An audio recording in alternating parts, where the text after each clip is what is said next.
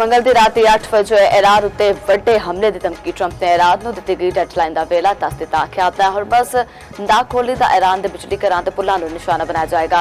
मंगल ਨੂੰ ईरान के power plant से बिड स्टे होगा। गाला उत्ते उतर आए। सोशल मीडिया उत्ते इंतहाई बेहुदा जबान का इस्तेमाल ईरानी क्यादत को पागल करार दे दिता। मुआहदा ना होने उत्ते ईरानी तेल उत्ते कब्जे की भी धमकी।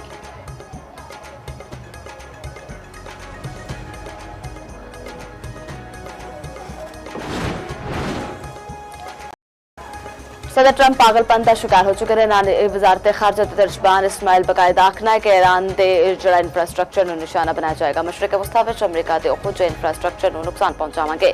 ईरानी सुप्रीम लीडर आयतुल्ला मुजतबा हमनाई के सीनियर मुशीर अली अकबर वलायती ने आख्या है कि व्हाइट हाउस दोबारा गलती न दोहराए।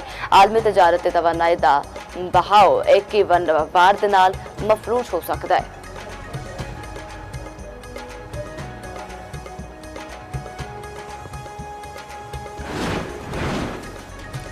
ईरान के इसराइल ते नवे हमले दमोना विच इसराइली पेट्रोकैमिकल तनसीबात उत्ते हमला। ईरानी मिसाइल ते हिफाजती 7 मंजिला इमारत को मिट्टी विच मिला दिता। ईरानी मिसाइल लगन दे नाल 4 इसराइली जख्मी। एक दी हालत तशवीशनाक। दूजे पासे ईरान ते अमरीकी इसराइली हमलियां दे विच ईरानी कमांडर ब्रिगेडियर जनरल मासूद शहीद।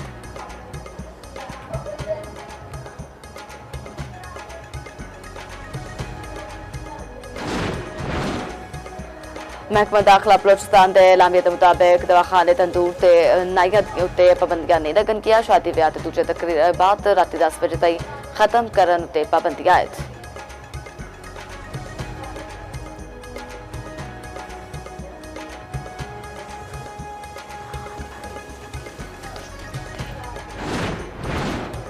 लाहौर दे विच PSL के पहले मरहले का अज आखिरी मैच मुल्तान सुल्तान रावलपिंडी विच जोड़ पवेगा।